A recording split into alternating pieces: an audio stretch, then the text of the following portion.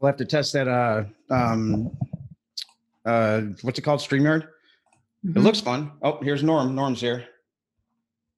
Hey, Alexis, how are you? I'm doing well. How are you? Fantastic. I'm fantastic. This is Amber Salzwa up here. Hi, Amber. How are you? Nice to meet you. Hi, Alexis. Good to meet you. She's out in France right now. She's with MPEC Theory. Oh, that's awesome. What's MPEC Theory? Oh, it's an amazing it's an amazing company. We do all kinds of I would say the short answer is mindset and incredible education around all sorts of topics for people and aimed towards younger people in the future. So we have an amazing studio project that's mounting. It's great. You should check us out on YouTube. Are you familiar? Are you familiar with London Real?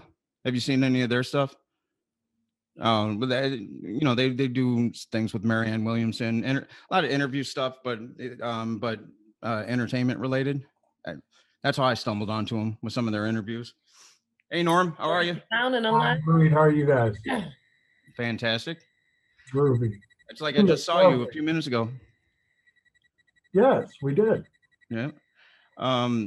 Well, I this is like an impromptu thing, and because I like doing that, I like to torture myself, and I like when people see me fumbling around. It's good for opens up new neural pathways to be infallible. But the whole thing today is I was watching not intentional either, the trials, right? And they opened it up with this video. I don't know if anybody else saw the impeachment thing. This video was up close and personal. Some things that I'd never seen prior to this, but it was really, and they were intermeshing it with Trump and, really setting the stage for him inciting it, which wasn't that important to me, even because it's obvious. It's, you know what I mean? It's obvious that he did, as far as I'm concerned. But what was important was just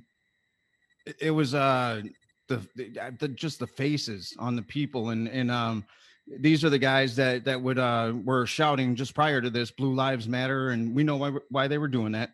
But the way they treated the people that were at the nobody was resisting them, right? Like, it's not like the BLM where there's people there in mass and they got tear gas and there's tension in the air that you can cut. These guys are out there taking selfies with them, and then they still stormed it.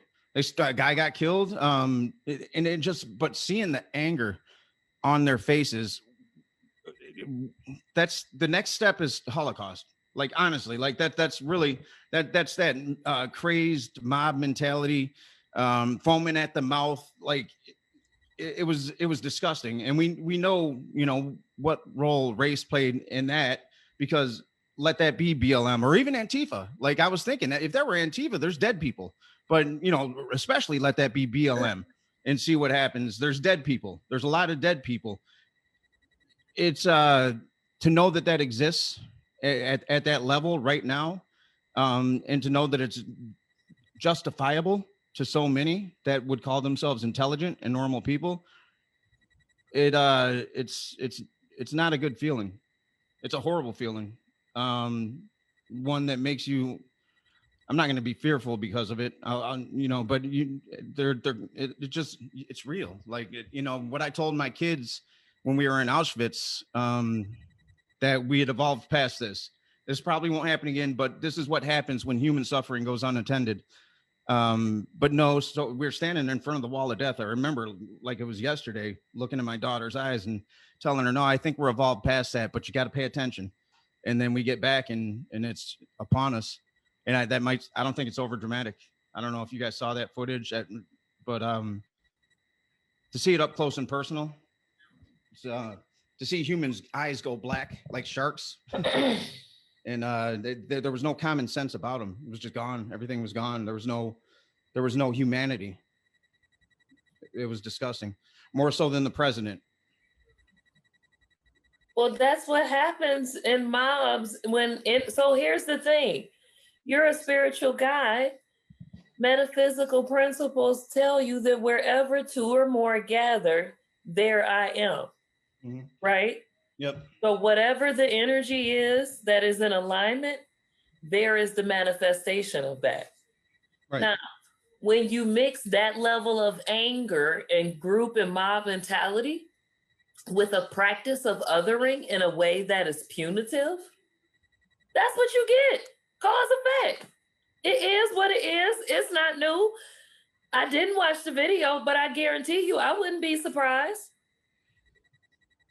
It's surprising to see it because it's happened and we know that it's happened and people will deny that it's happened. But honestly, there's levels, right? There's levels to anger. And that was pure hatred. Like the next level is had some, they were going into the Senate to get some people. They were going to kill someone. Like if that woman wouldn't have been shot who stuck her head up, that's when they let them know you're too far, and they shot that woman who stuck her head up. If they would have got in there, we might be in a civil war right now. Like that's how close we were to, it's, am I surprised? Yeah, kind of, That was a foreseeable occurrence. Not that. They let them there. That's the thing that blows my mind is they let them get all the way inside to what the. I'm sorry, how you was about to cuss, so am I. Like, this is what we've been trying to tell you would happen. What do you mean? Like, this was very foreseeable because I could see that energy in them. I know what that hate looked like, even when it's not ticked up. Yeah, I'm not surprised at the hate. I'm surprised that, I don't know what's going on really at the Capitol because that's your stronghold. So if you're at all trying to make people feel safe, they don't get past those gates. That doesn't happen. Now, from what I hear, Donald Trump ordered the National Guard to stand down. So if that's true, then now it kind of makes sense. Maybe it wasn't staged, but I know it wasn't staged all the way around. But it seems like they were allowed some level of clearance, but maybe not. Maybe it was the National Guard being gone. What if you were to look at the situation without how you feel about it and like just kind of let the events kind of make you draw a conclusion instead of resisting the obvious conclusions? What's the obvious conclusion? It was a coordinated plan, right? Like, and here's the thing, even if it wasn't like coordinated and planned together, there were acceptable outcomes that was like, I'm willing to walk the line this way, even though I could foresee this happening, I'm willing to take that risk. See, I saw that I saw what the thing that made me emotional about it was the fact not everybody's in on it, right? Everyone there's a patsy for the most part. And to see just to see it on the faces of the people that were fueled, to know that it's permeating this country. Those were just the people that could show up that day. It's a call to action. And I don't know what that action has to be. I mean, we are metaphysical, right? So we gotta not other in a way that is punitive because that is a relative experience, right? What happens, how trauma plays out. Yeah. You know what happens when people feel threatened energy when they're not online for whatever reason. Brains do a lot of weird wiring because of lived experience. So they not online when they're doing those things. Right. But the habits, the subconscious beliefs, the implicit biases, all that shit. The the what is allowed for who, what, and whom when they're wrong, that takes over. And that leads the way. So it is ingrained that in society, when you feel this level of intensity that this has been wrong, you get to punish the other. You get to stand your ground. You get to do these things. Then when people go offline, because that's what all humans do at some point or another, this is what you get when you don't have reverence for the fact that this happens. Right. No, that makes absolute sense. And I see that. I see the trauma. I saw the trauma response being played out in real time. So the thing is, what do we do? How do we? There's a system of justice called transformative justice. And it's based on circle keeping methods and the idea that both the victim and the victimized are harmed by the offense. And so is society. And so the consequence is determined based on making all parties whole. Society, the victimized, and the victimizer. Making all parties whole, you said? Yes. I can get behind that. But what that means though is you got to get people to get behind that when they mama the one that's murdered. Right. No, and that's the thing I play out in my head is like, how spiritual would I be? You know what I mean? And those are amazing people when you see somebody's mom in court who hugs says, I just want forgiveness. Like that's I know how hard that would be. Present enough to say, I don't want to feel this pain. And if I hold on to this anger, I got to hold on to this pain. It's me. It's coming with me for the rest of my life. But where that come from is having lived with that like pain all the time and having all these kind of coping mechanisms for how to manage and go numb and stay stoic. And it's kind of like, no, I just got to get back to being able to move forward. And if I stay focused on you, I ain't gonna be able to move forward without doing something to you. How do you teach that to the mob? That's what I've been beating around in my head. Like the systems in society. What's that? The laws, the systems in society. So here's the thing. When you have a society set up on power, privilege, and dominance, when the power gets threatened, control gets threatened, that's to mean, oh, you other. Now I can punish you, right? Like, no, change the laws, advocate for inclusion.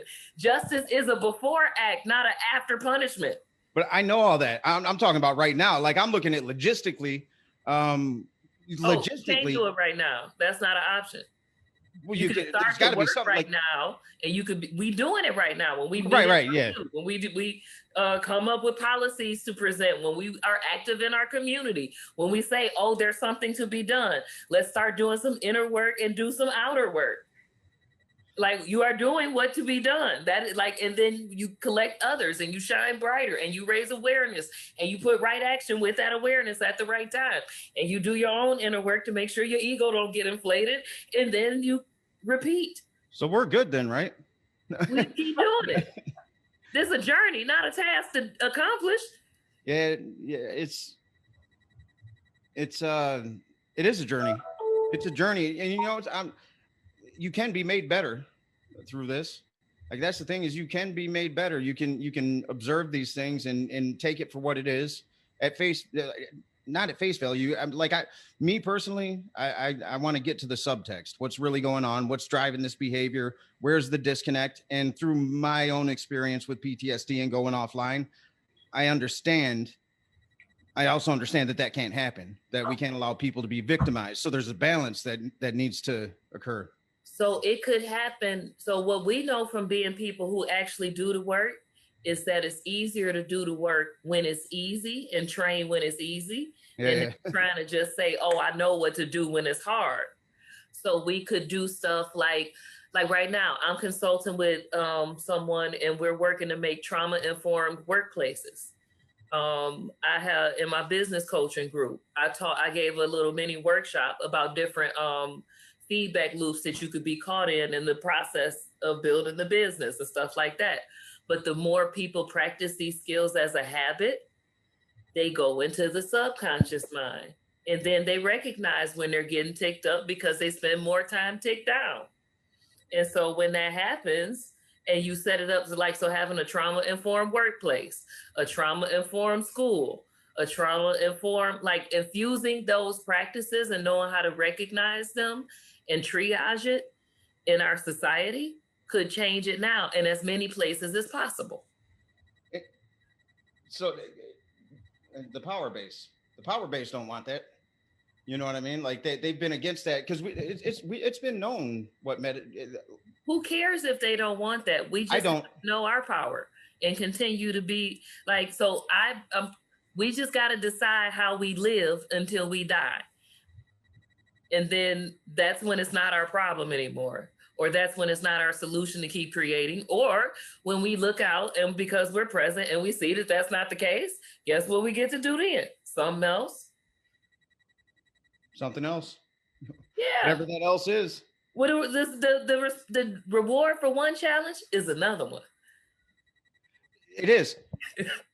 Dear It one, is. I gotta take off. You taking off, Norm? Yep. Love Okay. you both. Good to see you. Love you. Good to see you too. I got people Sorry, trying to. Norm, I was just about to ask you a question. Go for it. What do you think? I think it's our egos going crazy. This mob mentality stuff. I think people are looking for an excuse to release. Their egos are running wild. It's scary. It is so scary. It is that. I mean, it's definitely scary. But you know, the ego's what's traumatized. So I mean, it is. It's. I know when I was triggered and when I succumbed to the trigger, that's what it was. Is the ego that I was able to suppress, which isn't the right thing to do. You got to embrace it. You got to work with it. But that ego that I suppressed was able to come out and play, and that was I wouldn't admit that I was my father, and I had that anger in me also. So I denied. I did all these things around me to make me look like I wasn't him. But in little ways, in hindsight, I could see it playing out. I would put myself in situations where that anger could come out, and because it needs to get out, it needs to come out. And if you don't talk to it, if you don't come face to face and say, "Hey, I recognize that darkness. You know, let's talk about this kind of thing through therapy." But you know, this is what happened in the Holocaust. Is people know there's a deep sense of knowing when things are getting ugly like this, right? And people are so afraid of dealing with the fact that they have that darkness in there too, and if they don't deal with it, they might be walking their relatives down the road of death to the gas chambers. You know, like that. That's what happens when the collective conscious can't admit what's right in front of their face. It's an opportunity in America for white people to pull themselves out of the prison of white culture by admitting the trauma that racism left behind. Like that, I don't think people understand how that can uplift everybody. You know what I mean? Because it's an admission of I don't even know if it's guilt. It's just an admission. Like, look, I get it, I see it, but they won't. Well, but we can literally pray and send intention to that awareness, to have it be like, to send light to it. We can't make them choose, but we can choose to send our energy and direct it toward that, like enlightening those people, enlightening having them have that aha moment. We know how the energy works when you get it flowing. Like, it's about not being afraid of what is, being willing to go in and be the light to that. But you're talking about people who are awakening. Yeah. Or are awake. The people we're talking about aren't awake. But if they have relish being in their ego state. But here's the thing about being in that ego state. If they have, it's a polarity exists. So the depth of their hate is the capacity of their love. If you notice, like, so it is, what are you willing to live for? They have to recognize that. Yes, they do. But how do you get them to recognize it? By being something noticeable. Right? Like, people can't recognize what they don't see, but if you be something that is noticeable, they'll see it. And even if they don't agree with it, they know it exists. And that's the seed planted. And then the more that mob think can do what it do, the more people notice it and be like, oh, I'm that, not this. Mob think is its own existence that's gonna do what it can do. The more you decide to influence and be and shine, the more you can be what mob think does. And that's where your inner work comes in. Be the example. Yeah. But then you gotta literally be the example in practice, or else your ego will take over. And that's the, like, ebb and flow back and forth. Like, we're healing a collective species shame from polarity, from different perspectives. One, there is the shame of having done it, and the other is the shame of having allowed it to be done to you. Because when you wake up and so there is a guilt that there is something, like, now that I understand how consciousness works, when I was coming out of my trauma, there was a time where I blamed myself for being in it. Yep. Because I thought it up. And that is, but I was in co-creation with the reality I had in front of me. You've given me a lot to think about. I got to run though. Okay, sorry. Bye, Norm. Bye-bye. So that means that there's a collective, like, cognitive dissonance with that shame, because people don't want to admit whatever aspect, whatever angle they're coming from. They can't say that that is true of me. Right. And how do we deal with people's fear of being villainized? It's hard to feel sorry, you know. So that's why we don't other in a way that villainizes.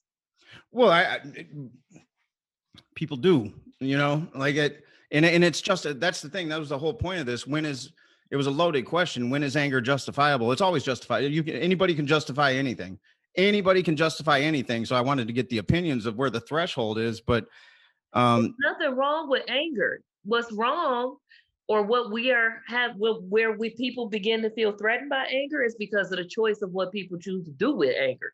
Right. Well, I mean, yeah, it carries them. When anger carries you, that's when it's too far. And people aren't cognizant of where that threshold is.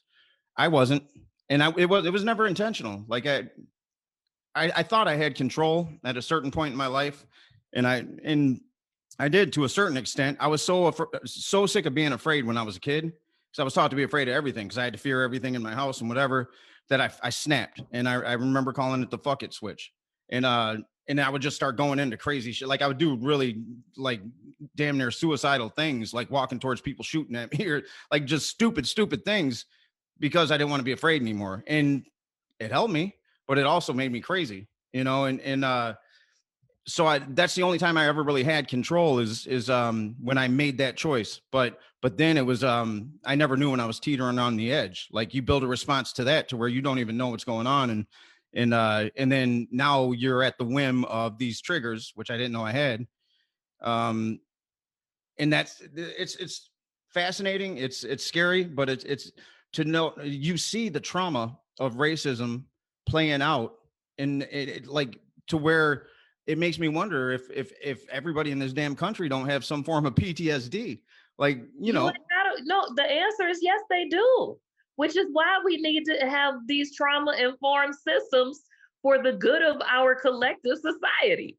I mean, yes, that's what even if it's not the trauma of racism, we have domestic terrorism vis-a-vis school shootings, mosque bombings, 9/11s. We have these weather that sweeps people and takes their whole life and home and foundation.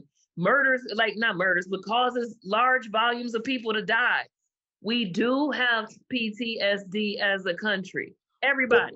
Well, PTSD in this, I didn't know this until I read Bessel's book, and the things that I felt and I knew viscerally, I was able to finally, I know them academically now. I understand them the way. So, and I didn't realize this, and it makes absolute sense. So we're in a field of trauma, right? If you're just looking at duality and what it is, it's a field of trauma, and trauma doesn't have to be taken in a bad way. In the same way the Buddhists say pain is necessary, trauma is necessary, resistance for growth. So our ability to process trauma was broken. It was broken at a young age, from the 3rd trimester until you're 3. Your relationship to your caregivers is what's going to give you the ability to either process trauma healthily or not. So there are some people that can process through it. There's 2 veterans, both on the same field, both witnessing the same death. One comes home, develops PTSD, the other doesn't. The other had a strong caregiver connection. So they can get past the amygdala and into the neocortex and process that information, where I would venture to guess that the majority of people that maybe it's just America. I don't know. Or quote unquote civilized countries. But if it's not the trauma, racism is just one trauma. I'm trying to find the overriding trauma in society. What is trauma? Trauma is the inability for one to connect to their environment meaningfully. So we're all disconnected in these various forms, and it's a power structure. That's what it is. It's a power structure thing. It all goes back to the power structure, the haves, the have-nots. That's what it is. And they are happy with all these different iterations of what keeps us disconnected from one another. They will let this play out in real time as long as we let them. And the only way to get by it is to unify. It just seems when you see shit like that, you're like, I don't even want those people. I don't want them around me. You know what I mean? I don't know what I'm gonna do if somebody loses their shit like that. Then that's the thing you got to deal with. I know it's my work. Get ahead of before it happens, because if you want to be in this work, then you're going to be around those people. And Vince, you already know. You've seen my triggers happen in real time. Yeah. So you already know it. I too feel like I don't want to be around those people. But do I think I will be? Yeah, when I'm ready, because that has been my negotiation with the universe, right? My pace is like this. I know where I'm going, but I'm on a journey. I ain't got to get this done right now. Right. I just got to be doing it right now. And that's what I mean. And we're people doing the work. I was hoping some of the people not doing the work would chime in. They usually won't. Not here. Because they're not doing the work, Vince. That's hot day energy. No, but even with some ugliness, like, you know what I mean? Because I'm willing to take it, and I think people know now they're not going to get what they're looking for out of that. So it's usually people that do the work that show up, and it's the people that don't, they'll drop their comments, but it'll be there, and that's where it gets left. It's nobody really wants to engage because they've seen me. I'm not going there. I won't go there with them. The in-person thing is what, I know that's my work. I know that if I'm in a mob, and I know what that feels like. I've been there. I've done that. That's why I did not go out and actively protest with the streets. I created a course. Like, I still had to do something. Yeah. But knowing the way that I have done a lot of self-awareness work, and the way that my triggers are set up, it would be very easy for me to be susceptible to mob think, because I like acting bad. Yeah. Just like I like loving, I like acting bad. And once I decided I'm going to indulge either way, I'm going to indulge in love or I'm going to indulge in acting bad. Yeah. You know what I'm saying? Like, so, because my range is wide. You know why? I've been through some shit. And then I've worked on myself. So I got a large capacity to love and not love. And not love and do some shit. And they're both gratifying, right? In the moment, like it's equally instantly gratifying. So it's about where I direct my power, and not, and I direct my power towards the solutions I want to create instead of the problems I see that exist. That's why I'm a shared future or bust, but I do the work of a shared future right now. And I know that I cannot say shared future and be talking about the whole world and not include them motherfuckers that I hate.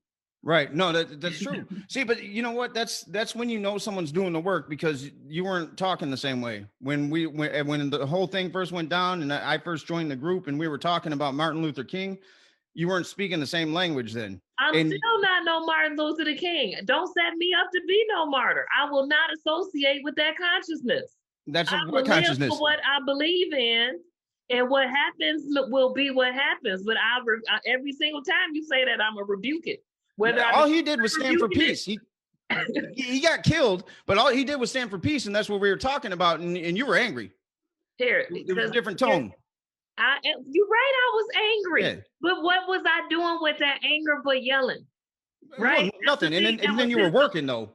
And that's what was pissing me off in the moment, ticking me up even more. Is because, like, no, for the shit that I'm angry about, if this is what I'm doing, like, if this is the way that anger gets expressed, I'm okay with that, and stop telling me to not do it. That's how I felt. Like, if this is all I'm doing with the level of rage I feel, do you know how much fucking work I've done to get here? You better be happy. Like, you don't know you don't know me. You better be happy that this is what you're getting. Yeah, it's a lot of work. I stopped with. I just know they don't know. They don't know. They don't. I'll say this. I knew I was not in my, like, I wasn't I knew that I was expressing anger that wasn't in alignment with my values, but it was in alignment. It is in alignment with my values to be honest about how I feel, knowing that feelings pass. And so, yeah, no, I wasn't talking like this because I wasn't here yet, but I still knew this where I was going. Well, yeah, you must have. I mean, you kind of have to. You kind of have to have a faith. I know I do that there is like there's is as down as things can get you. Like there has to be this deep inner knowing that there's something better on the other side, and it's worth fighting for. You know, you got to be committed to your own personal why, and then be willing to keep coming back to it. Cause yeah, you're right. In the moments, I was like, "Fuck a shared future. I'm gonna do what I got to do right now." I'm not gonna say my calling on my life is a shared future. So when I calm down, I'm gonna come back. And I'm do the work to see why I got so ticked up. Cause that's my journey. I'm on a journey, not getting something accomplished. And I'm a human on this journey. That we're all humans. I think that gets lost. But I was talking to one of my boys and he's, I'm not gonna say his name because you know him, everybody not in the community, like he does this thing as a celebrity, and I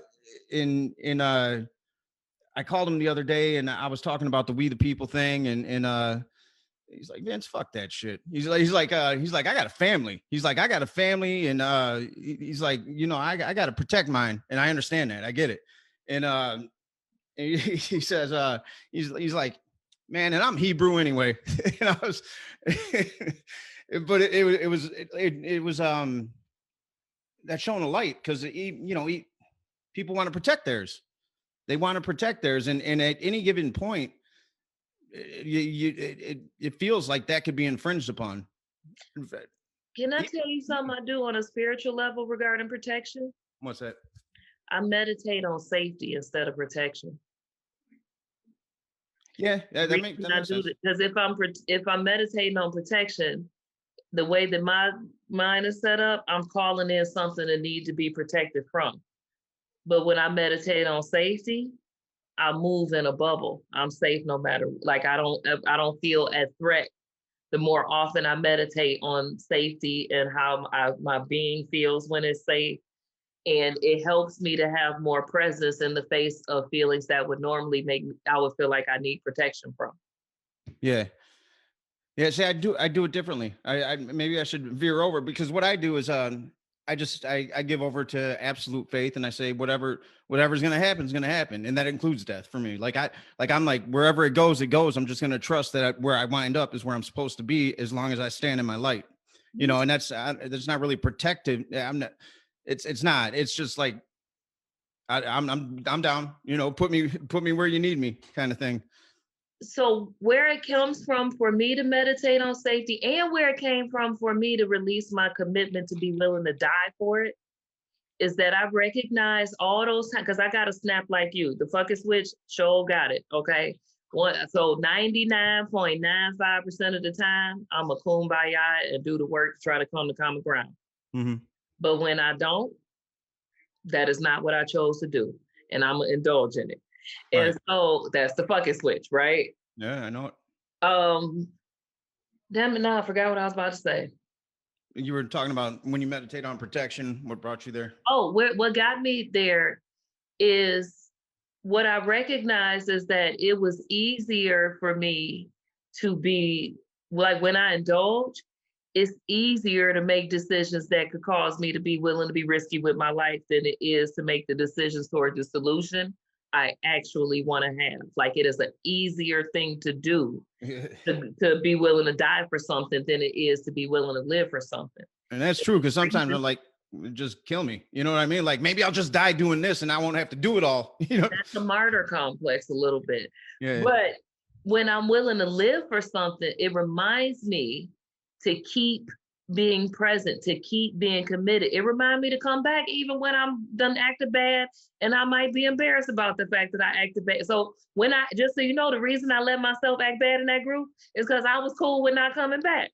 Which group? Are you act now? What are you? Did you act bad? Huh? When did you act bad? Would I have been cool with not coming back? No, when did you act bad? I didn't see you acting bad. Oh, well, you talking about when I was angry and I wasn't talking like, when I was talking to different. That wasn't acting bad. I was just commenting on growth, like the tone changed. But yeah, no, I didn't. I metabolized some anger since then. Yeah. Like I had a whole intergenerational trauma release. And so here's the thing. Rage was a part of all of my feelings. Didn't even know it till I let it go. Wasn't able to let it go till I did some ancestor elevation. I had anger management forced, I had to, and they taught me the physicalities, and then I was able to trace it all back. And the ancestors were obvious for me. Like, I knew where I came from. But that ancestor got ancestors that did that need elevated too. Your ancestors ain't just the ones they thousands. Yeah, well, I mean, that's only what we know in the observable universe. We don't even know what's beyond this. And when you think, like, I always think in terms of quantum physics, I'll always go back to, I don't know that there's an origin, but in the observable universe, there seems to be. It's either let there be light, or the Big Bang, let there be light. However you want to look at it, we seem to need an origin and a finish, because that's how we are in human form. We're born, then we die. So we seem to create the universe in our image that way. But I tend to believe that I can't prove it. Nobody can disprove it, but it seems like it's an infinite tapestry. And throughout, and I don't know what our purpose is exactly, but I think there's purpose in elevating ourselves beyond the human condition to where, we transcend the trauma. I think that's the important thing, is we transcend the trauma. But throughout infinity, there's something that, physicists know that exists, and it's provable in a lab, and you can feel it almost, is quantum entanglement. So you're going through, your consciousness is moving through this infinite tapestry and interacting in all these different ways with all these different particles. And you have, brothers and sisters, in the way we see it, that are linked up in different frequencies, and that interconnectedness is it's the key. Like, it's really the key, recognizing our interconnectedness and knowing that when we infringe upon another, we infringe upon ourselves. And it's the golden rule. I mean, it's so simple. For my science friend here, have you ever meditated on what you know about being a co-creator through your lived experience? Yeah. The laws of relativity. Yep. And the intersection. So it's the laws of relativity. Oh, and then the feeling of fear and the feeling of intense gravity. The intersection of all of those. Well, yeah. And when I was at my worst, when these, again, I didn't know until I learned that I was having flashbacks. I didn't know what was going on. I would just snap. But when I started to feel it, that's what it felt like I was being crushed. I felt like I was being crushed. So think about co-creation as it relates to resistance. The feeling of extreme fear and gravity and the laws of relativity and how it bends space-time. What do all of them have in common? Or how do they relate to each other? How do they relate? Cause and effect. Gravity is the physical manifestation of resistant thoughts of fear. Gravity is the physical manifestation of... That's my conclusion.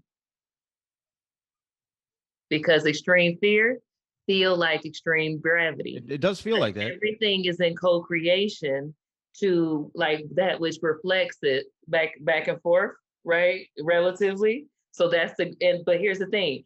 Our planet has a moon that spins around it that directly affects the gravity and the tides of the water. And the water is at the depths of the earth. And it affects all the water that moves by spinning around in this wonderful cycle. Well, and you know what? If you think about it, oh, my camera don't like all of that energy. It's gonna have no choice. It's gonna keep flowing. There's people. I don't know if you see the comments, but some people are loving what you're saying right now. Oh no, I can't see it on the screen. I keep looking. Thanks for loving it, y'all. But yeah, it's I got to get somebody in that produces and watches all that stuff. But that's interesting what you say, because what's the one force that escapes everybody who tries to unify the forces of the universe? Gravity. Gravity is the one you can't seem to They can't lock down, and they're everybody's scrambling to try to find this theory of everything, and gravity's the outlier. You know, it's the outlier. So it would make I like that analogy. So there's more than, if you like that, because I've been kind of meditating a lot lately. And I believe that, so it's the reason I'm dressed in this money pajamas. So money is an energy that's connected to the element earth. And I have been meditating on what earth is. And so I got this sense that, so you know how we co-create our realities? Yeah. Everybody is their individual earth, right? And they have an earth that they reflect that as their individual thing. But then all of those earths are layered on, like, and that's what makes the density of our earth. And then the water, which we can program literally, is what communicates the instructions of the world. And then the world is held inside by the atmosphere. But we're disconnected from the planet. We consider the world to be like just the planet instead of us as a part of. And so we're disconnected from the planet. And what the planet is all of our ancestry, our collective ancestry in this present now, in this position in time, is all on this big rock we call Earth, encased in the atmosphere of now. Which isn't even a rock. It's all frequency. So Yes. This is the frequency that we've been tuned to. It's the frequency of all of our collective vibrations. Right. In this observable universe, you know, but our individual projections makes the whole projection. And that is the whatever frequency we are as a whole is what the density of the earth is. That's its vibration, because we co-create with it. Because all it is vibration. That's it. It's nothing more. That's it. That's it. When I was talking to Glenn on the last one, you know, we can't not be dualistic, even if you don't believe in spirit, right? If you believe that there was material first and that manifested itself into matter, and then matter became consciousness, which they can't prove. It's not, they don't, that's the hard problem. Don't know consciousness. Sorry, don't know that one.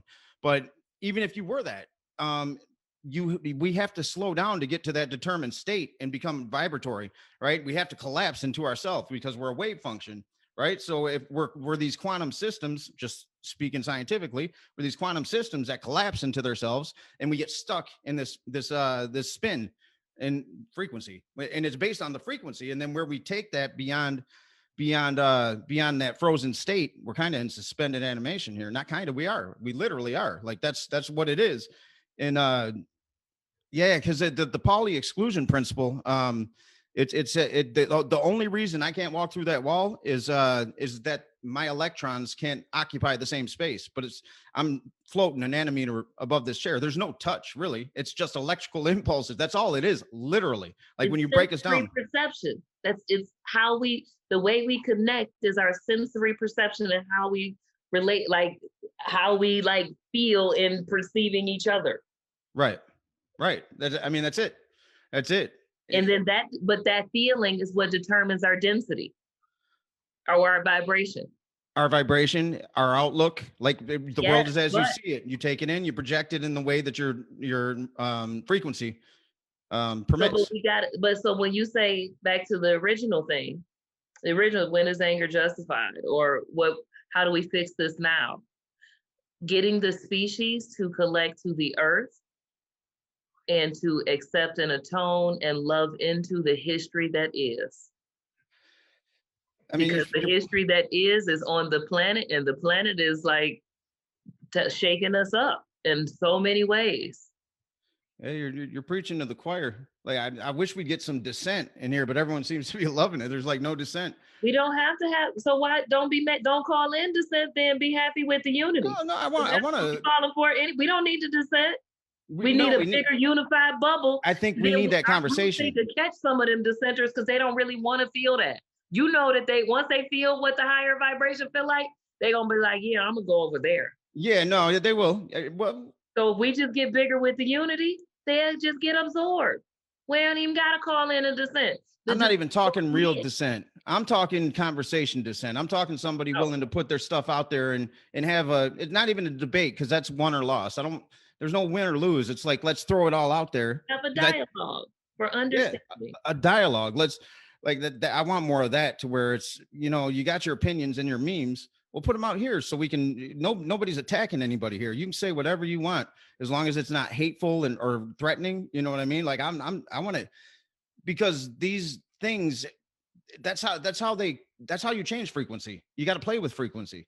You know, you need a higher frequency and a lower frequency to, if there was no lower frequency, I mean, this experience doesn't happen. There, you know, there's an amalgamation of these different frequencies. And I believe what you're saying is that our job is to go back and pull this unity and intensify that frequency. You know, they've done studies on the power of positivity, of not positivity, but light, you know, that feeling of light, that meditation, when you go to that space, and it takes 0.1% of a population to alter the course of events. And they've done it. They've tested it in war zones. And, you know, Greg Braden does a lot of studies on this, and they're fascinating. So then we need to be training large groups to do this and meditate with a common intention.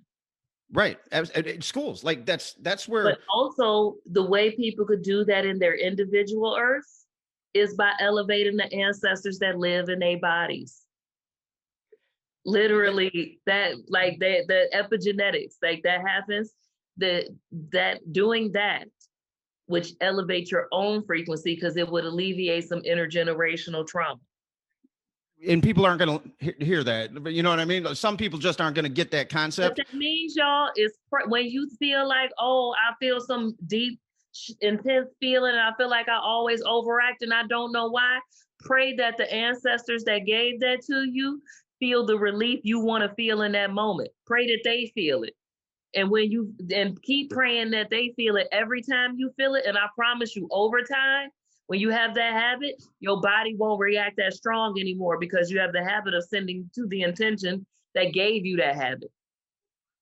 Just try it. You ain't even got to understand it. Understanding is not a requisite for compliance.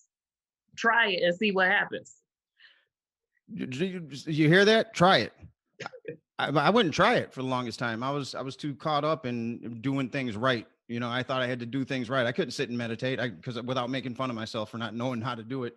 It's not difficult. It's very easy, actually. If you can let go, that's the first letting go of the bullshit, is when you're able to sit with yourself in that space and just let those thoughts run through. You know, I didn't know that. I thought I had to do it right. Like, cause you're taught, in America, especially, man, this pop culture bubble, this disease that where everybody's got to be the same and whatever. I remember whenever somebody would speak a foreign language or with an accent, I was taught that was wrong. You know what I mean? You're taught in school that this is right, that is wrong. So anything that's not that is the other thing, and that's bad. You know, and that's ingrained. Like, just inspired me of like an epiphany a little bit, though. When you have gone through trauma, you got to figure stuff out on your own. They give you an ability to like question stuff that other people might not, because you know you don't just accept like, oh, that's right because somebody tell me that's right. Or, oh, that's wrong because somebody tell me that's wrong, because you have had this relationship with like the way you feel inside versus what you are being told is true.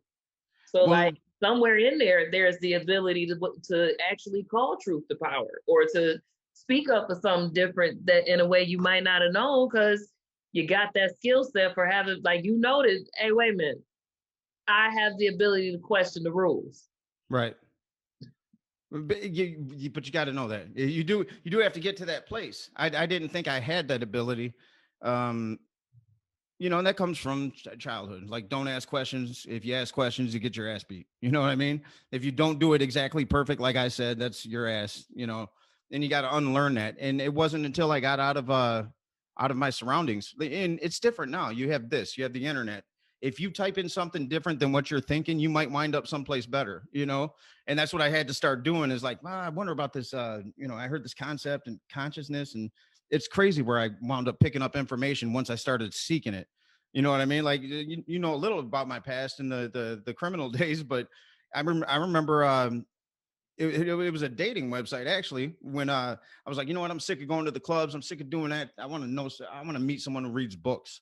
So I put it onto a dating website, and that said that's what I want, and my interest in quantum physics and spirituality and all that stuff. And this, she's a friend. She wanted to be a friend, but she exposed me to Greg Braden. I'm like, oh my God. And like I went down that path with Greg, and then I'm out in California on a one last run. Like I was out there for some movie stuff, and a friend of mine who's still a criminal, I don't know where he is now, but he said, hey, can you run this weed back to Michigan?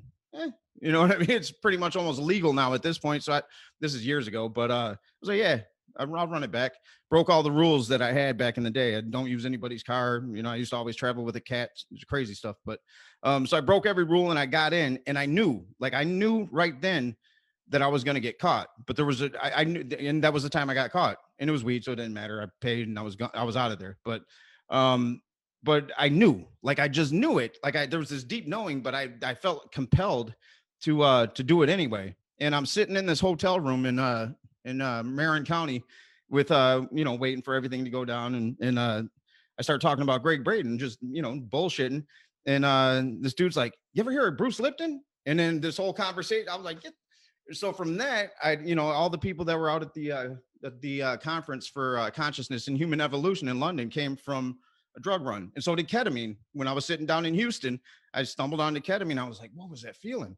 And I started reading books on it. So the way we get information, when you're receptive to it, when you're searching for something different, it's that frequency that you're talking about. You attract the laws of attraction, but you really got to be open and receptive, because in that space, I could have easily denied that, and would have maybe if I probably denied it my whole life. It's probably always there. It's probably always accessible if we can get out of our own way. Not probably. I say probably to appease the pessimists in people and me, maybe, but I know it's there. It's there. The depth of your pessimism is the strength of your optimism too. That's just the way things work. And like in our dual universe, whatever your range of emotion is, exists in equal and opposite proportions. It does. So and then if you want more joy, when you expand to more joy, you expand your capacity to hate. That's just the rules. That's the way it is. That's how humans work in this physical universe. Well, and that's where it all comes down to this. People aren't expanding their propensity for being everything. They get stuck in their idealism and what they've been taught, and that's what we saw at the Capitol. It's people that they would never in a million years admit that there's any darkness to them. I promise you that in a conversation, they still believe that they're right. They can look at that video and they still won't see what was really going on because they're blocked, right? They're stuck in that, and they can't admit. It's I remember being there, in that space to where I couldn't. So you had to develop new habits when you decided to become a different version of yourself. I engaged in opposites. When I felt something, I just, for a while, I just had to do the opposite of what my visceral response to most things was, because I was hyper vigilant all the time. I was always on the verge of fight or flight. And when I realized that, I'm like, I just got to do the opposite of what my instincts are telling me a lot of time. So when I work with my clients, I call that conscious memory stacking.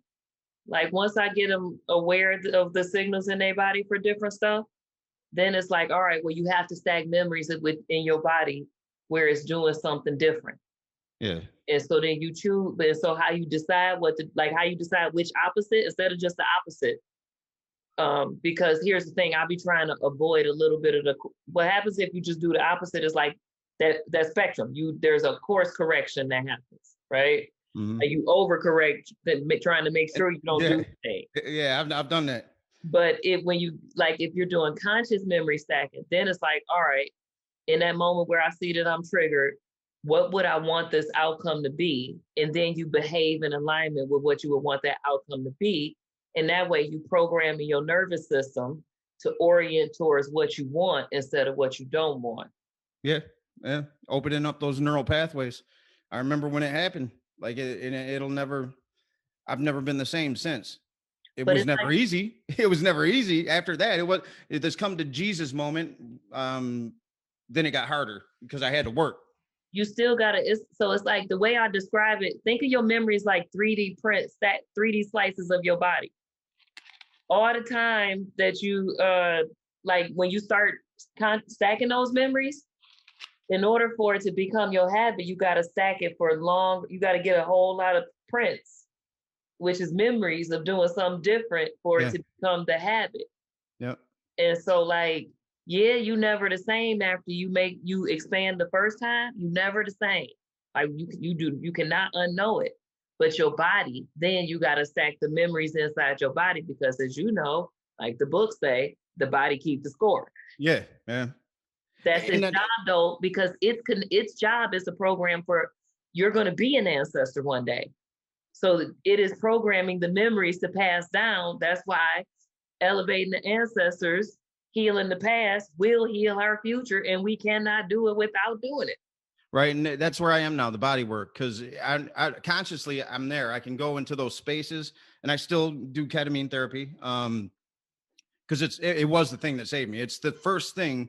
I didn't know what I was receiving from my son. Right. There's just I feel I was vulnerable, and I have to believe my dad ran from what I was feeling, like this unconditional love. I didn't know that's what it was. I'd never felt it like that. That was a lie to me. And you know what I mean? Miss me with that shit. I don't want to hear unconditional. That's stupid. So I was getting hit constantly, and rather than run, I was like, I'm looking at my reactions to it in these patterns that keep playing out, and it didn't make sense with alcoholism, didn't make sense with addiction. It just didn't. I would go anywhere to try to get any kind of help I could, and nobody was telling me anything about trauma. And then I checked myself into a psych ward, and I was like, I'm gonna fix this one way or the other. I'm gonna find what's up. And when I got there, that was the first time in my life, and this is 2013, that somebody told me what I was experiencing. They said, does this happen? And then you do this, and this, and then it takes a while. And I was like, yeah. He said, that's called emotional flashbacks. You have PTSD, and it's severe. I think he listed it as severe then. I think it's called something different now. Doesn't matter. But then I recognized the pattern, and I had something to work with. You know, once I had that. But when I experienced that unconditional love, I didn't know how to meditate. I could tell you how to meditate. You know what I mean? I hid behind my intellect, and I was reading all these books, and I thought because I knew it, it should just happen, and it wasn't. And I was watching people pass me by, but when I did ketamine, which is all it is chemically induced transcendental meditation, right? It rips you right out of your body, puts you in a near-death experience, and you have no choice but to go to that space. And for me, that's what it did. And when I came back from that space, nothing was the same.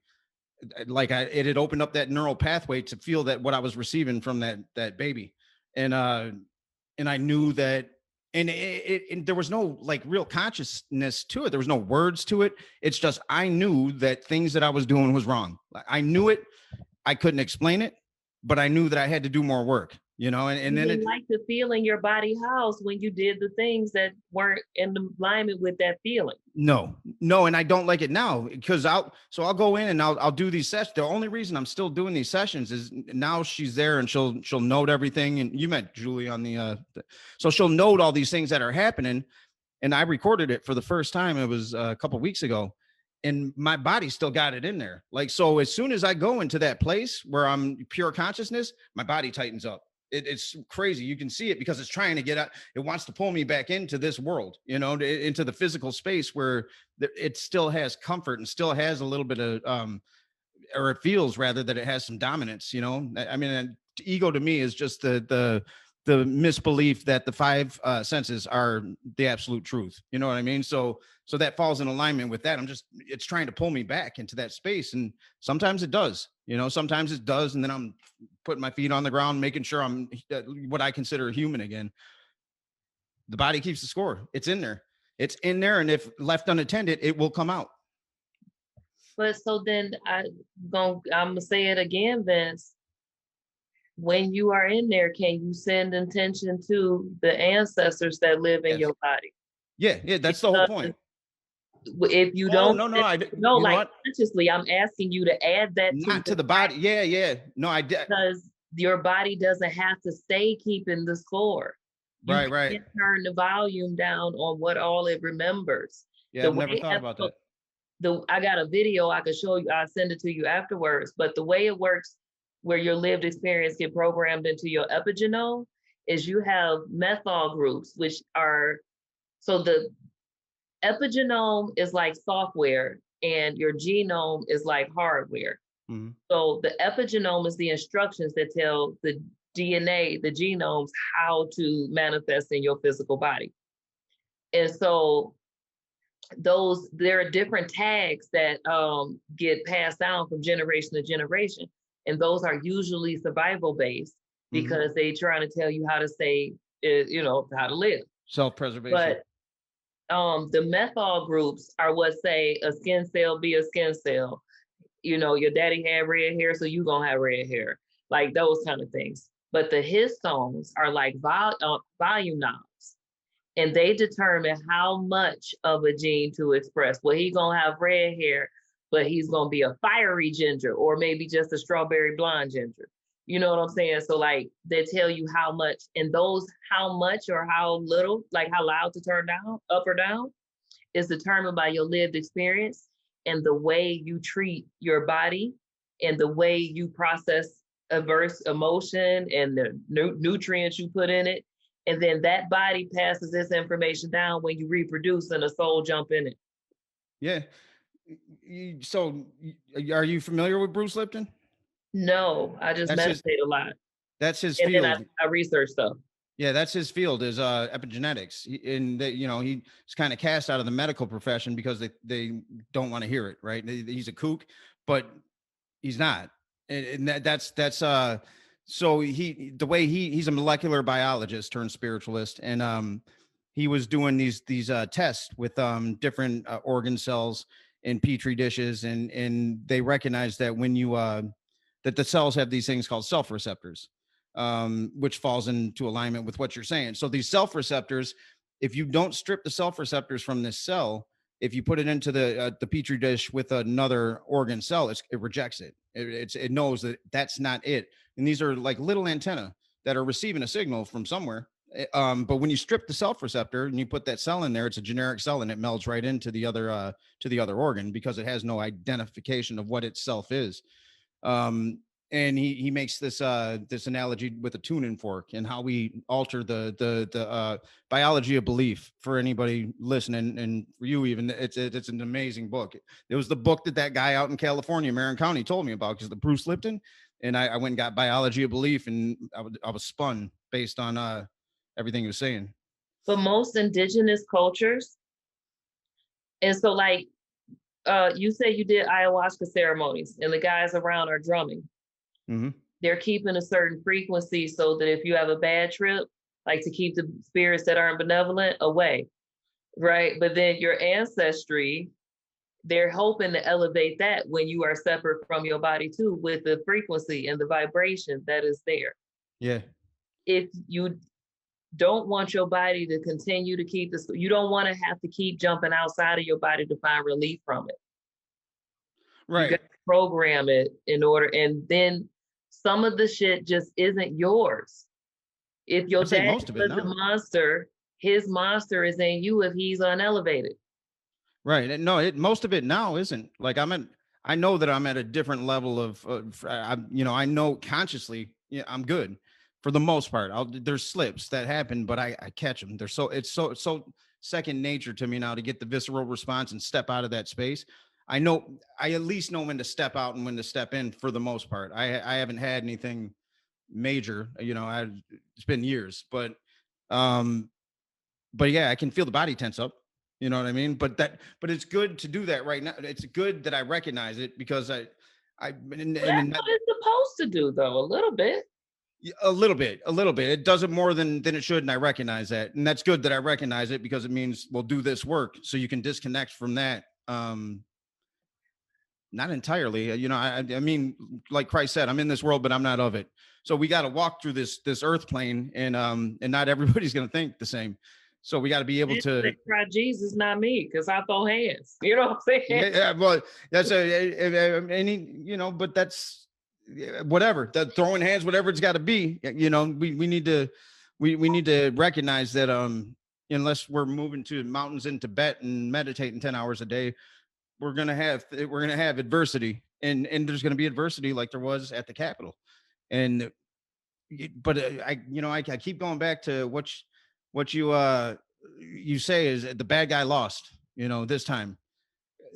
And when I did this, I didn't think I was going to ramble for 47 minutes today after I saw that. Like, I was out the door. I had stuff to do, but I couldn't stop contemplating like everything that I'd just seen. And the bad guy lost. Like that was that. Like, if you go to mine, and that's what I told people, I said, go Google it, and go Google propaganda, and go to Wikipedia and see the reference. And it references Mein Kampf, and it's play by play by play by play to the T. Every bit of vitriol and propaganda that was spewed was that play by play, like exactly that to the T, meant to fuel that base, which it did. And it could have very easily been the other thing, so it's I guess it's something that it's a win, right? More so than it's a loss. Cause I know people feel like it's a loss when they see that. They start to fall back into that space. But I was talking to my niece earlier, and I can't remember her name right. I can remember my niece's name, but the first Black child to go to school in integration turned 66 this year. And I was trying to explain to her how long, like, to get her to have an accurate representation of how long ago that was. I was like, so Mr. Dennis, he's in his 70s. He's older than she was. So like a grandma ago, you couldn't go to school and I was like, is it white people at your school? She was like, yeah, a bunch. I said, a grandma ago, you couldn't go to school with white people. I said, that's how you should be inspired with how fast change can happen. Because if you're committed and you believe in something, you can make significant change in a grandma's life. Are you familiar with Moore's Law? I was just rolling this over in my head all day today too. So Moore's Law, so basically change happens slowly. If we were to, they already know that humans don't adhere to the theory of evolution. We don't. The animals do. There's a lot of things that do, but it's not a human thing.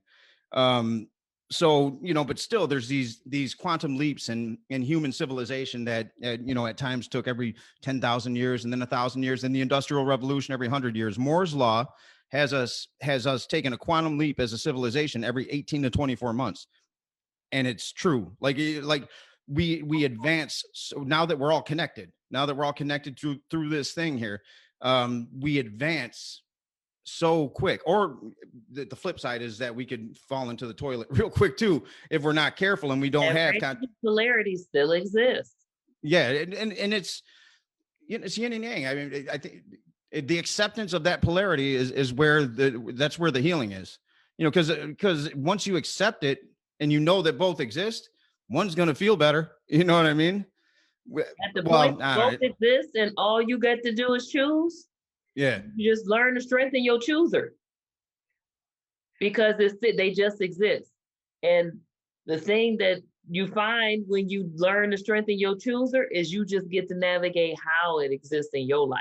And it's true. It is true. Like, I don't see a lot of the same things that people talk about on social media. I know they're there.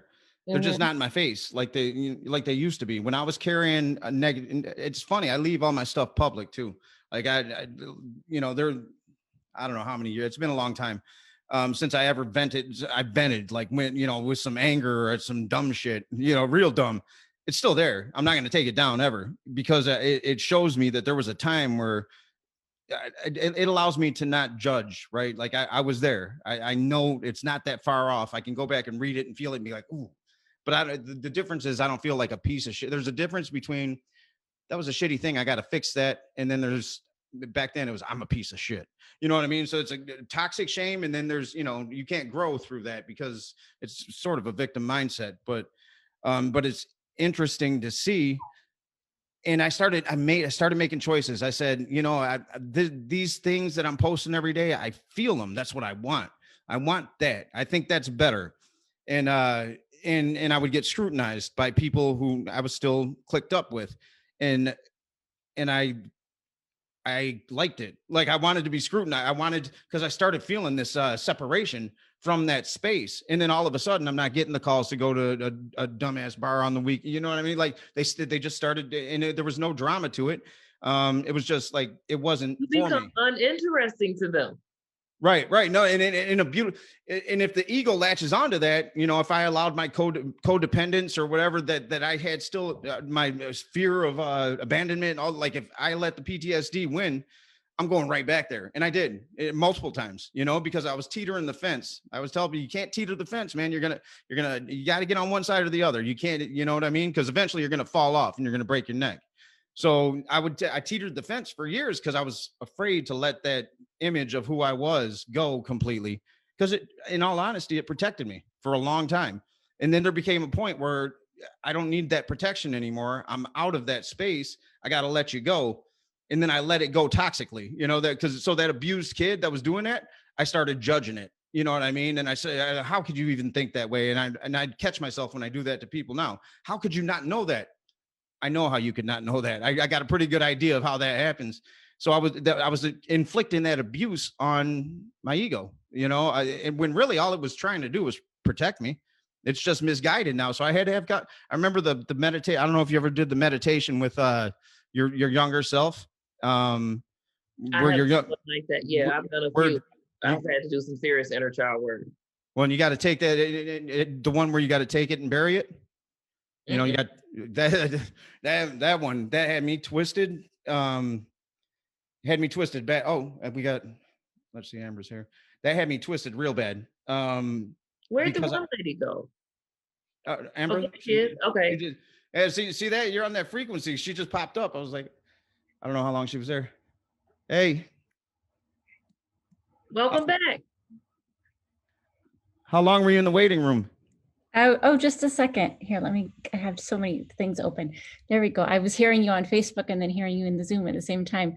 I'm so sorry. I just jumped out. I got another call for work. And so I just had to sort of drop out without. What time goodbye. Is it out there? Right now it's 4:15 a.m.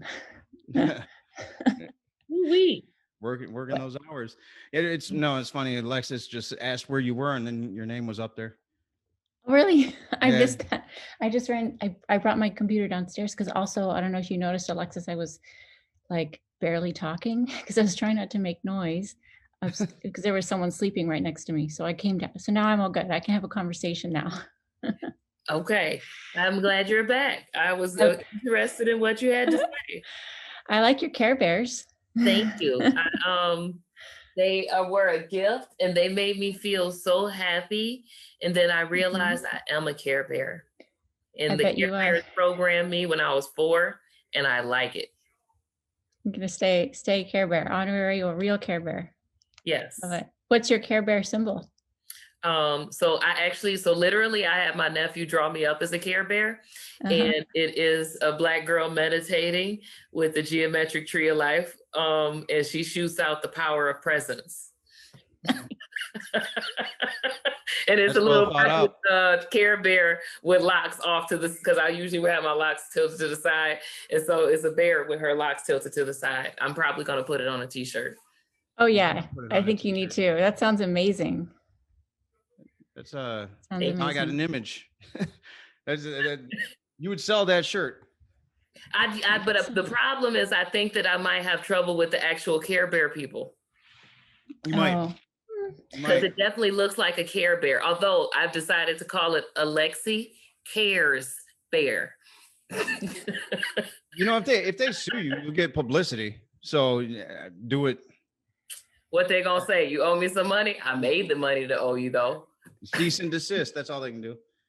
Yeah, I don't think that they would. There's a certain amount of creative license that's beneficial for all brands, most brands anyway, especially if it's positive, for sure. I'm looking down. I'm sorry. I'm just trying to check out the comments because I didn't see them, but then they only show me from now, so I'll go back later. Yeah, I always got to go back later. I'm horrible. And everybody knows I'm horrible. They're used to me being horrible and getting back to them like 3 days later.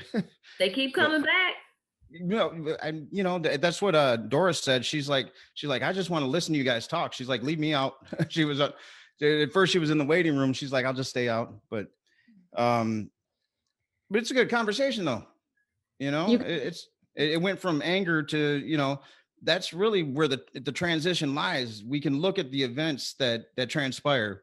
We can say what they are. And I'm at the point where I don't want to label it good or bad because it messes with me. Right. And then I'm judging, then I have a focal point of anger, and I don't want that.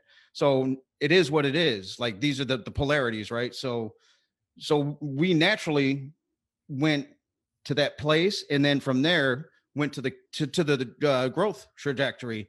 Now, if there were some dissonance in the conversation that weren't of that mindset, we might not have got there. So that's where, but things happen the way they're supposed to, right? Like this, I was thinking, yeah, maybe, we'll get in. No. And maybe that's good. Maybe that's that space where, they just know there's no place for them here. They're not going to get the instant gratification they're looking for in this space. They just don't come, So I got one question, then I want to make sure Amber gets to talk. But are you willing to release the struggle of being prepared for the descent? I have.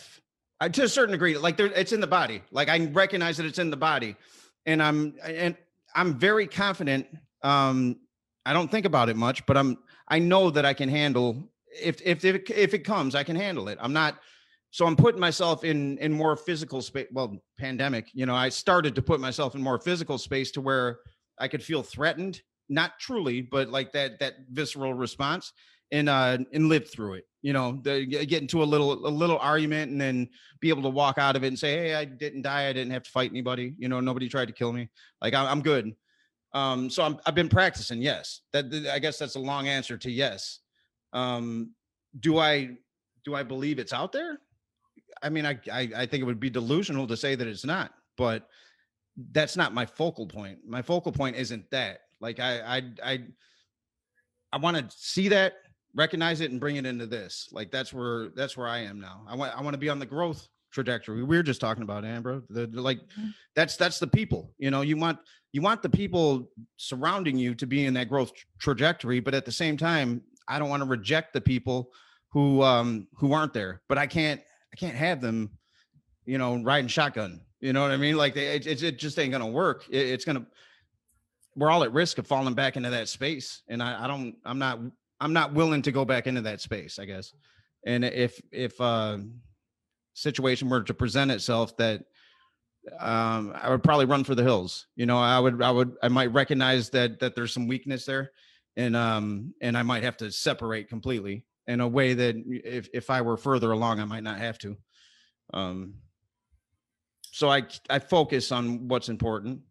But I'm also conscious of that there's, there may be some parts still that I can't control. So I just try to be mindful, not mindful. Mindful. That's it. Mindful. I don't try to judge it. I don't operate in fear. And I think I would have to have dissidence on my mind consistently. But it does affect me. It today affected me. That's why this whole thing happened, because it affected me in a deep, visceral way, and I wanted to talk about it. I wouldn't have probably 2 years ago. Like, that's something I would have bottled up, because I would have felt that thing coming, and or I would have instigated some of that. You know what I mean? And found a way to fight it and get some instant gratification in that fight. And none of that happened. And then you two show up, and it's all butterflies and bubblegum. I see that as evidence that you have read more out of your body than your mind is aware of. Probably. Because you were charged up and you wanted to talk about it, and you wanted to talk about it in a way that would let you express some discontent. Yeah. And yet when your body was charged up, it attracted unifiers. It did, because the tone in my video earlier was a little bit different, not completely, but it was more on the edge, right? And then unifiers come in, and Norm pops in, and that's not, yeah. So that's what life's going to be. You know what I mean? That's what it's going to be from this point forward. Yeah. Anyway, you got anything, Amber? Yeah, well, a couple things. It's interesting because I was sort of listening while I was doing my other stuff a little bit earlier, and it's true, Vince. You sort of continue to invite the dissent. You were like hungry for it. You wanted it to be part of the conversation, as if it was an essential part of the conversation. Mm-hmm. Maybe because of the polarity, between, is anger justifiable? Like the whole idea of, do we even need anger? Is it necessary? Mm-hmm. I don't know. Or is it part of your internal fight? Or thinking that in order to, let's say, convert people, mean to have them dissent actively versus passively, because a lot of people are just in their bubble. They don't know what they really believe. It's selfishly exercise. It's my version of working out, but it's also, mm-hmm. I've seen like some people in my neighborhood that, and they won't. Some are willing to go in public, but I've seen some shifts happen just in my willingness to have a conversation. So it's more so that, like, it was more not let's tangle. That wasn't the intent, even though that could happen. It was more so I'm willing to be hit by bad opinions, and I don't have to fire back on those bad opinions, and I can ask questions, and maybe because sometimes it's good for an illustration. Like if there's somebody mm-hmm. on the fence and they see an illustration of that, and somebody's not getting angry, and then it doesn't mean someone's going to convert. That's never the intent, to try to change anybody, because you can't. It's just being willing to stand in front of those. I got a question, Vince. Yeah. Is that just another version of your fuck it switch, just with a like more turned down volume? No. But hold on. Here's why I think that. When you said, when you were talking about you had the fuck it switch, you said, oh, I'll go stand in front like people shooting at me, and I'll just go whatever and do it. I see what you're saying. And so then now you're like, I'm willing to take that. And that's not the first time I've heard you say, oh, I'm willing to take that.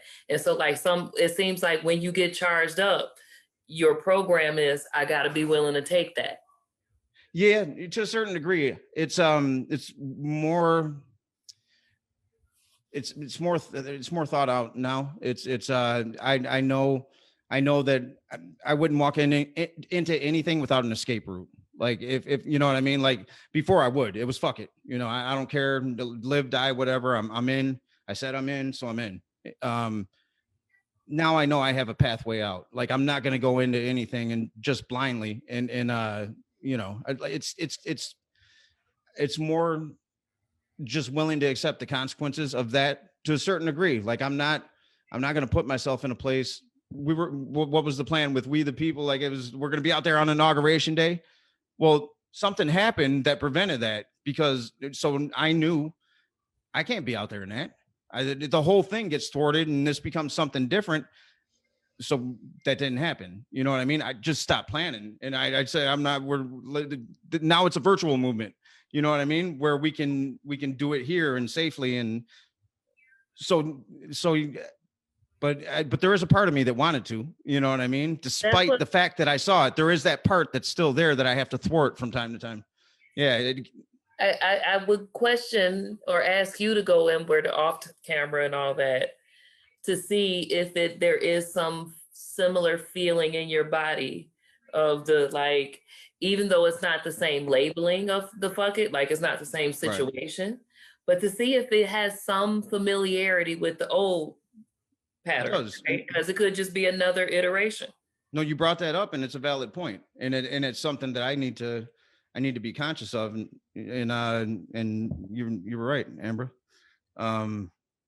It's something to pay attention to. Something that I was thinking too is almost bringing it back to sort of just the original question about anger being justifiable. I sat and just sort of thought about it for a second before I came on, see if I had anything to add at all. And I realized that I had to learn how to even be angry, because I had stuffed that kind of emotion so perfectly to it being indiscernible for my whole young life. And so once I finally had a reason to be really angry, I didn't know what to do with it. So that led me to, first of all, learn how to channel it, because I wasn't channeling it in the directions it needed to be channeled. um, but then how to use it. So, I'm a big fan of Glennon Doyle Melton, and she talks about pain also. Pain. So pain and anger, I sort of, let's put them in some similar camp in terms of our experience. How she says pain is holy. You know, it's a tool that you can use, and I think anger is the same. I think if we relegate anger to something terrible or something bad, and I mean, I know you guys already know this. I've heard your conversation already, but a lot of people do think about anger that way, and think about, you know, protest or anything just being just so uncomfortable and immediately negative, rather than something to be leveraged to understand where to go from there, because everything has both sides. Everything does. Even the best of things have both sides, the light and the dark. I love that you said you had to learn how to be angry, Mm-hmm. and then what to do once you learned how. So then that makes me have a follow-up question. Like, what were the things that you learned to do after you learned how to be angry? And what does it mean to learn to be, like, to say, I had to, like, what does how to be angry mean? Yeah, that's such a good question. I think learning how started out in a very like super elementary, like going through some of the passages I didn't go through as a child, of like stomping my feet and just yelling and expressing myself. I didn't have that. I didn't have that opportunity. And so learning to just yell at somebody, something that's not necessarily what we would say is like healthy, or, you know, the right way to approach something, blah, blah, blah. But that's a first step to just acknowledging that you have anger, and that it has a source, and it has an energy, and you have to do something with it. Otherwise, you just hold it inside of yourself, and you don't even really understand why, and it just ends up bleeding into your whole system. So I started out by just picking up the phone, saying all the things I needed to say. And that felt amazing. It felt amazing. And I didn't have to do it a lot. I just had to do it once or maybe twice. And that was it. No, I didn't die from it. Exactly. Right. And it didn't become a habit. It wasn't like that was my new go-to way of dealing with anger. That was just a step I needed to go through. But because I'm an adult and I'm not a 4-year-old, I didn't have to do it a million times. I got to just move through that passage. And then I would say I mainly channeled it through strategies of what is the outcome I'm really looking for here. And then reversing from there. I'm absorbing this female energy here. Like, taking it all in. Female energy is dope. No, it is. You know, my mom, she pulled us out, you know, and I've never had a pathway back to that. You know, I do now. It's completely different now, but it's something you're taught to deny as a man, like, you know, masculine and don't your feelings and, you know, shut the fuck, you know what I mean? Like that was the thing. And again, polarity, you know, isn't it the universe, God, whatever you want to call that thing, that is very smart, you know, I mean, because you look at the things that become quote unquote issues, where people have to grow from the man-woman dichotomy, the black-white dichotomy. Like there's all these things that are seemingly polaristic, but we're all human, you know. And when you sit and you talk with humans, and you just listen to humans talk and listen, and you hear it, and you don't judge them, so much can come out of that. Like, and that's the whole point of this thing, you know. Somebody was asking me if I wanted to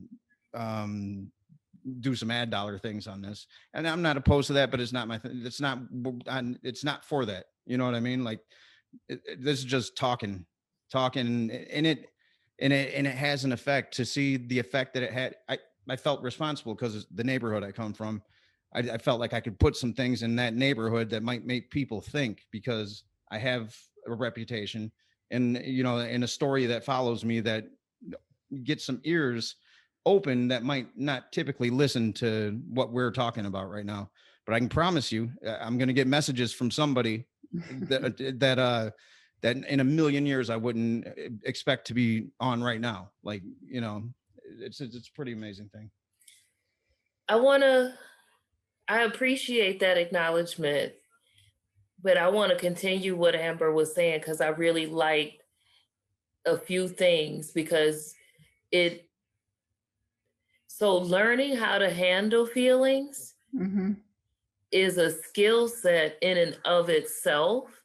And it has, like, so if you just acknowledge that you have a feeling, whatever that feeling is, whatever age you are in life, as soon as you learn, like, oh, this feeling exists, you are a kindergartner as far as it relates to knowledge on how to handle that feeling.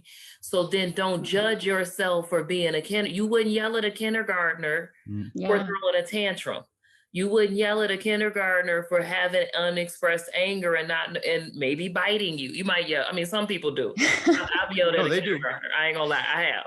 But I understand that was because I needed to manage my feelings more. I could have done a lot other things to help with that kindergarten to bit me. I was, ticked up. But I like that you talked about that. So when you were learning, it was things that, if anger is all you know, that's the only thing you know. It's the scary aspects of anger. But you were like, I had to learn that I could yell and what it felt like to let the anger out of my body with some force. And that's what yelling is getting it out of yourself with some force. And then from there, it was like, well, that didn't really get to the intention. Like, I didn't accomplish as much as I was really, like, I didn't accomplish my goal with that. I just got it out of my body. So then let me call and say what I need to say, and then see what happens. And so like, it was this progression. And I think that people are afraid to confront their inner deficiencies. And I'm only using that word because that's how they're perceived when they're not confronting them. So people are afraid to confront their inner deficiencies instead of just seeing it as shit they didn't learn yet. Right? Like, it's a lot of stuff because I was neglected. I just didn't learn yet. And then I am now learning, why? I'm curious and I want to know. Like a kid. And so it's like, oh, and I can. And the more I learn, the more my capacity expands, and the more my ability to choose and come up with choices that are in alignment with futures I want to see expands. The more my ability to, so Reverend McDowell came to the church and he said that understanding determines if something's a problem or not. And the more I expand my capacity to know how to handle my feelings, the more I realize my feelings, as long as I don't have I have my trauma in check, can help me navigate waters and lands in places I've never known before. Yeah. And feel safe at the same time. That's the key. Because I have to learn how to feel safe in my body, not safe just in my mind, though, Vince. I have to bring my mind's awareness to the feeling of safety in my body consciously and actively. Yeah. Because of how much my early programming wired me for a feeling of lack of safety. But I get benefits from doing that, and that I can recognize the energy of safety. It gave me a new way to read safe people. It gave me a new way to be able to be like, oh, I can set, like, once I read the room, I can set myself down a little bit because I'm not as much threat, because energetically, I have felt the safety.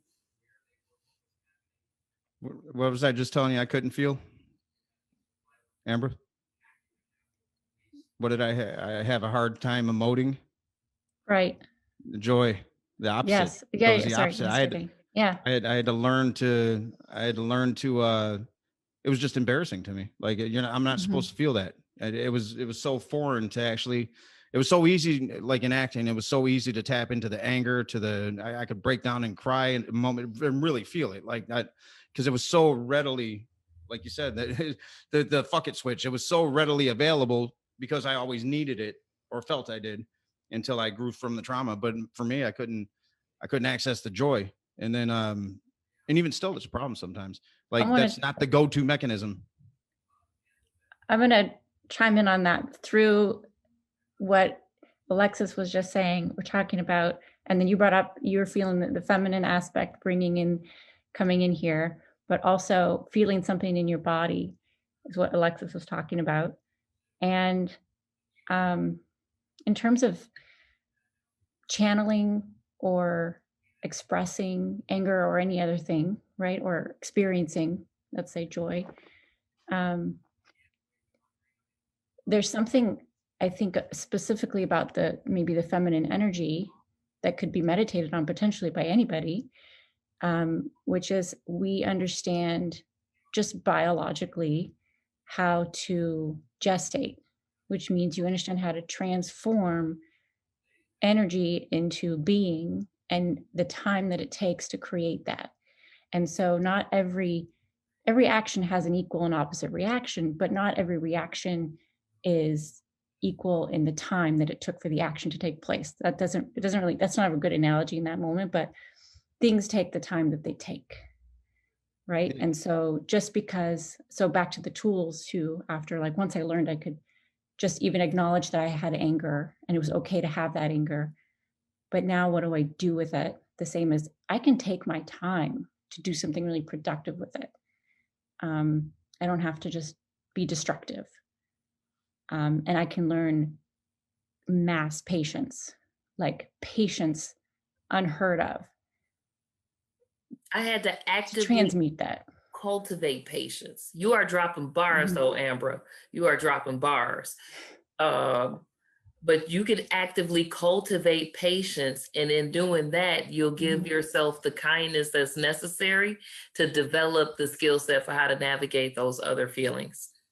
Yeah. And then to learn what to do with them once you know how to have them. Give me exercises I got to do. And now I got homework.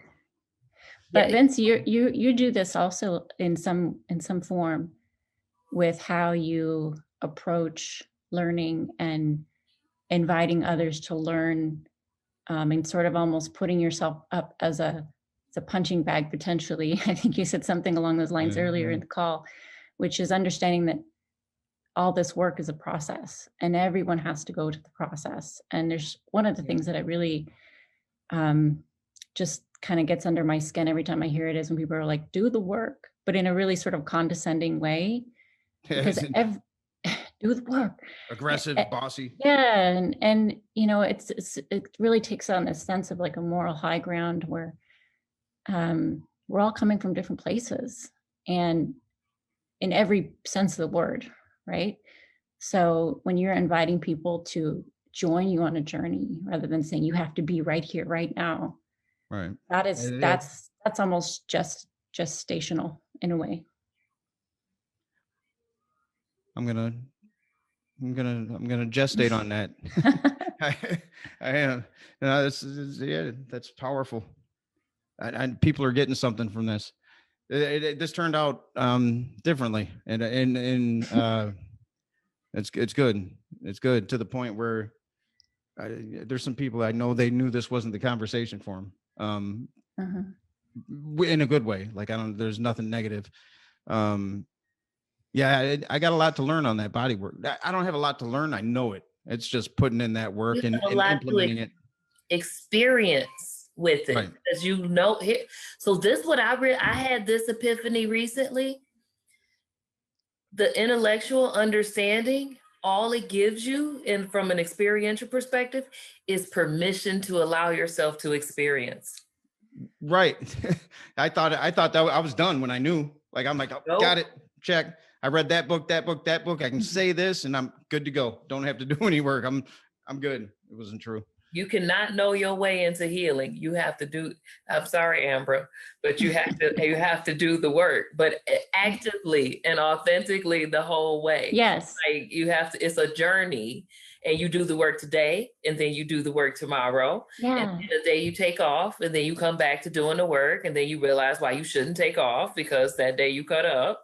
But that happens. That's a part of being on a journey. I'm not against doing the work or even the phrase "do the work." I just don't like the way some people use it as almost like a punishment for, I don't know. It's just it's not helpful. They're projecting their own disappointment and expectations that they have for whoever they told to do the work to be instantly fixed instead of on their own journey. I did that. I had that period where I was on that pink cloud or whatever you call it, where I knew all these things and I was, but I hadn't done the work, and I'm just telling people do the work, and what I realized is in me telling, I wanted them to do the work so I could live vicariously through their work because I wasn't doing the work, and it's just moral high ground that sours things, when people like, you can go over to this self-help, there's almost like a cultish feel in some aspects of it to where it sours the experience, right? It's really what it is a place of non-judgment where people are free to make mistakes.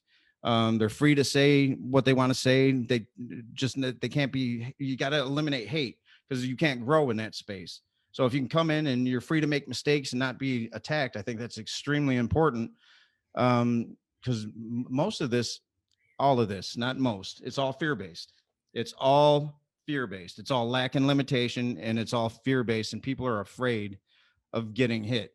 And whatever that means, it's because we're conditioned that way. Men are conditioned not to feel, women are conditioned to feel too much, and then through all the culture, like all the different all the separation. I don't think that women are conditioned. I would like to push back just a little bit on that. I did not get the messaging to feel too much. I got the messaging that I feel too much, and that yeah. So it's the same thing, right? No, it is very different. Oh, you mean like the same, like yes. We just repress differently. We're taught to repress differently, and then we got to come to a place where we realize the polarity exists and that we're both, and then we gestate. I got an image when we were just talking about this whole do the work thing.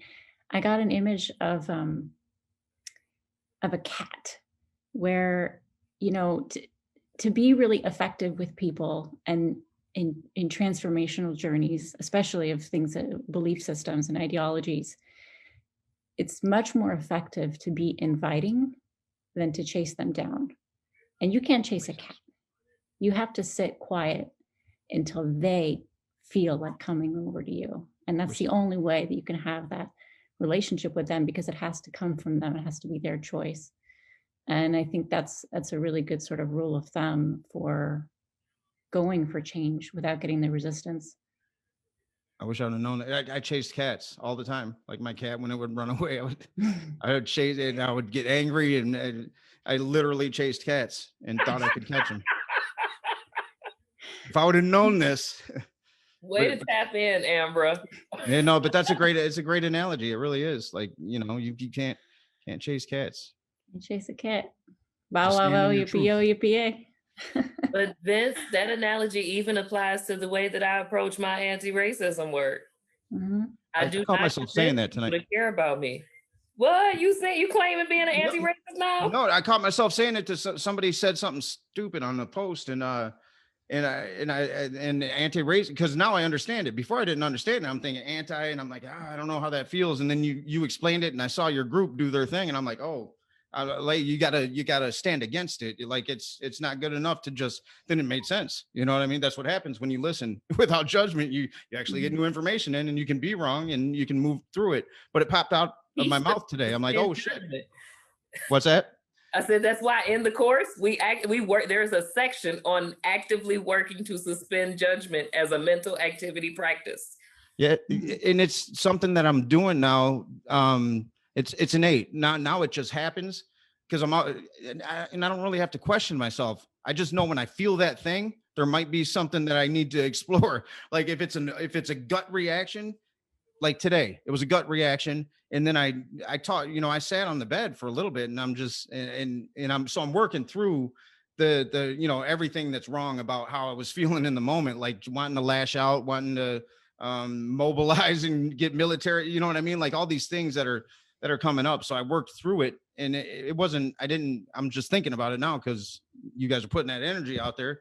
And then I got to the place where I could sit down and speak. I got caught up, I was getting caught up, but I watched it back because I wanted to see how I was acting. I was pulling myself out of the emotion. I kept going to that place. And so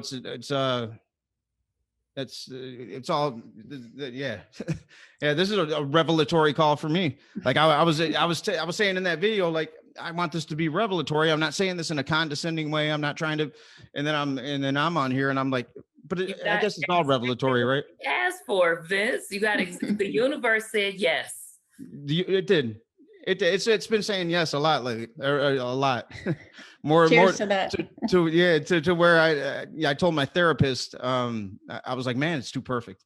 Like everything's too perfect. And I don't believe that. Like, that's the funny thing is that's me. I really have to stretch to not believe that it can be that way. Right. I have to stretch.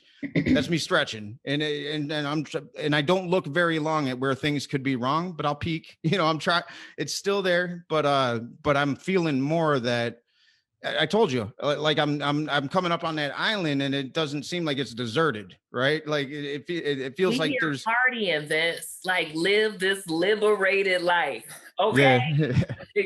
I'm gonna live for the cause. Fuck dying for the cause. I refuse to fight. I'm gonna play my way there. I mean, here's the thing. I know how to fight. I learned how to fight so I can have the freedom to love. I'm gonna take my freedom to love. Boom. I don't know. I mean, we might be able to end on that. Amber, you got anything? I love ending on that note too. Yeah, that's powerful without that's a powerful way to say you don't have to fight. When I went in and I say I'm a Care Bear, I recognize every time I hit that fucking switch is because I felt like my love was violated and I needed to reclaim it. Truth. Yep. And so when I reclaimed it, I could go on loving myself. Now that I just love myself, I don't have to fight no more. I hope you guys are getting grab Alexis's information off of here, and she drops bars too. She's got classes. I do have them coming up, and I got a new course. So we're having another cohort of actively authentic allyship. And guess what? Renaissance Unity, we're negotiating to be able to have, like, you can apply through Act Now RU. And then if you like, it will accept a certain number of participants just by sake of application, because we don't want to turn nobody away. And that's for actively authentic allyship. But then we're creating a new course, Vince, and it's called Black Woman R&R, which is restoration and resilience. And then it's a framework for living your liberated life. And because you have to live, like, if you carry a marginalized identity, you have to live in oppression and heal from oppression at the same time. And so it's about how, like, ultimately you'll learn how to feel safe in your body and then the techniques to maintain it. But what I love about it so much is that it's for all melanated people. And the reason it's melanated is, like, eventually there'll be one where everybody come together, but we got to, like, do this work. And so, like, white normative standards and anti-Black sentiment permeate all cultures of society. So in Black Woman R&R, we're teaching how to rid yourself of anti-Black sentiment. And melanated people all experience anti-Black sentiment against them. So even though against Black people is like fish we will be serving on a platter, by us teaching you how to fish, you can use that in your own culture out in opposition to white normative standards. So you'll be like, it will still, because the reason you have something against your own culture is because of anti-Black sentiment. So healing that is the root of the problem, and then everything else can be healed in between. And then we come together for the next course, but I'm not allowed to do that till next year. That's what my team said. I cannot start something else until next year. I can see that going places, with classism too, being poor and white, I mean, that was a thing that you don't feel, and then thing with the parents, because if you're poor, there's things that go on that aren't good. It's just natural. It's hand in hand. Like poverty breeds violence, everything. All of those things are a result of a scarcity belief, whether it's a scarcity belief of love, a scarcity belief of enough life, a scarcity belief of enough, like, safety in my body, whatever it is. I don't think it's enough. I got to act out, or I got to take it. I got too much energy in my body. I don't know how to handle this anger. I'm going to just explode on the people who close to me because they safe to love me anyway. You know what? Poverty is we were all the same in poverty. Like we, you know, in the neighborhood that I grew up in, because we're all fighting the same war. So there was a bonding effect of, you know, that's something. So I didn't experience the black-white thing in the same way, right? When I came over to the suburbs, I didn't fit in. I was a poor white kid, you know what I mean? And then, but because I had white skin, I could figure out how to manipulate that, and it was easier for me. I talked more white, you know what I mean? But there was a bond there that I think that could be played on in unifying people, because I'm always going to go to the haves and have-nots. There's this power structure, and it's really greed and power that it infests all of us, and it has its way, and it divides us, and it makes us think we're separate when we're not. You know, that's but this is where it starts, I think. Like this is where you can see it. It's visible. You know what I mean? It's visible, and you can do this work, and then it's going to lead to the larger work, and eventually we won't have haves, maybe, or maybe that's just part of Earth. That's everybody can have. That's what I mean. There's no haves. It's like we have. It's just that's how it should be.